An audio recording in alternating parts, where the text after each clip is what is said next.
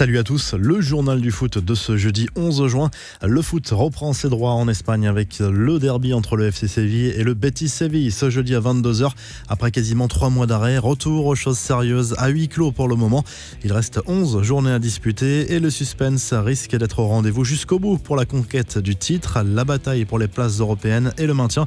Lionel Messi se lance lui à l'assaut de records personnels. L'Argentin vise un 7e trophée de Pichichi en Liga. Traduisez deux meilleurs buteurs. Ce n'est jamais arrivé en Espagne. La star blaugrana espère également se rapprocher de Pelé sur cette fin de saison en tant que meilleur buteur de l'histoire pour un seul et unique club. Messi en est à 627 avec le Barça.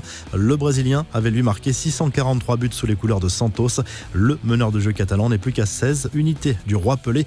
Un petit tour et puis s'en va. Cristiano Ronaldo s'est rendu au Portugal le week-end dernier à quelques jours de la reprise de la Serie A dans des conditions sanitaires strictes. D'après AS, le joueur de la Juve est rentré pour superviser l'avancée des travaux d'un manoir acheté récemment contre la coquette somme de 8 millions d'euros. Pas de secret puisque sa compagne Georgina Rodriguez a dévoilé une photo d'elle depuis le Portugal sur les réseaux sociaux. La présence de CR7 dans son pays n'a rien d'illégal puisque les vols internationaux ont rouvert entre l'Italie et l'Espagne. Mais on peut parler d'une prise de risque alors que la vieille dame affrontera l'AC Milan ce vendredi soir en demi-finale retour de la Coupe d'Italie. Les infos et rumeurs du mercato, la mise au point ferme de Juninho en conférence de presse. Le directeur sportif de l'OL a adressé un tacle à peine dissimulé à certains joueurs de l'effectif qui, selon lui, ne sont pas heureux d'être à Lyon. Sans les nommer, il les invite à quitter le club. Il existe peut-être un manque de leader dans l'effectif. Ces joueurs-là, s'ils ne sont toujours pas heureux, doivent partir, a prévenu le Brésilien.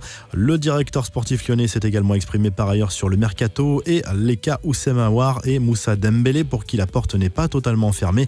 En revanche, Juninho veut garder Depay et le prolonger. Quel avenir pour Corentin Tolisso?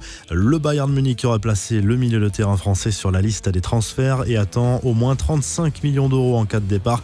Il y a deux prétendants sérieux, Manchester United et l'Inter Milan avec un temps d'avance pour les Red Devils visiblement. Les infos en bref, des nouvelles d'Antoine Griezmann, très excité à l'idée de reprendre la Liga. Le champion du monde s'est exprimé sur le site du club blaugrana. Nous avons les cartes en main, nous avons 11 bons matchs à faire pour être sacré champion. Nous sommes prêts, la pause m'a fait du bien, j'avais besoin de me reposer. J'ai pu profiter de ma famille et je suis au top physiquement et mentalement désormais, a confié l'attaquant du Barça. Le Bayern en finale de la Coupe d'Allemagne. Le club bavarois s'est qualifié mercredi soir en dominant Francfort 2-1. Finale prévue le 4 juillet à Berlin face au Bayer Leverkusen.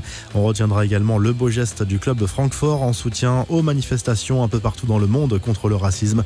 Sur le maillot des joueurs, on pouvait lire le hashtag du mouvement Black Lives Matter.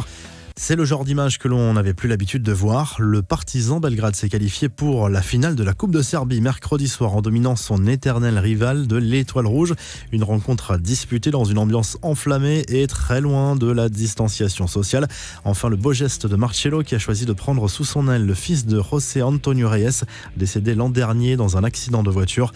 Âgé de 12 ans, le fils de l'ancien international espagnol rêve de devenir footballeur professionnel. Il s'est engagé avec l'agence brésilienne Life Pro qui gère aussi les intérêts du latéral brésilien et Marcelo a beaucoup œuvré pour arriver à cette collaboration. La revue de presse, le journal L'Équipe consacre sa une à la reprise de la Liga. En apéritif, ce jeudi soir, un derby entre le FC Séville et le Betis Séville. L'occasion de revoir notamment Nabil Fekir sur un terrain. En attendant Griezmann et Benzema notamment. En Espagne, forcément, on ne parle que de la reprise du championnat espagnol à l'image du journal AS qui rappelle le calendrier serré qui attend les clubs. 39 jours pour boucler les 11 dernières journées avec des enjeux à tous les étages. Le journal Sport se concentre sur la course au titre qui s'annonce passionnante entre le Barça et le Real Madrid. Le club blaugrana part avec une longueur d'avance, 2 points précisément en faveur des Catalans à 11 journées de la fin. Enfin, direction à l'Italie où le Corriere dello Sport place Zlatan Ibrahimovic en une. Le regard noir, le Suédois n'aurait pas du tout mâché ses mots devant l'administrateur général rossonero Ivan Gazidis. Ce n'est pas plus mon Milan que le tien. Il n'y a pas de projet. Si je suis ici, c'est uniquement grâce à ma passion. Lui aurait lancé l'ancien buteur du PSG. Drôle d'ambiance en Lombardie. Vous retrouvez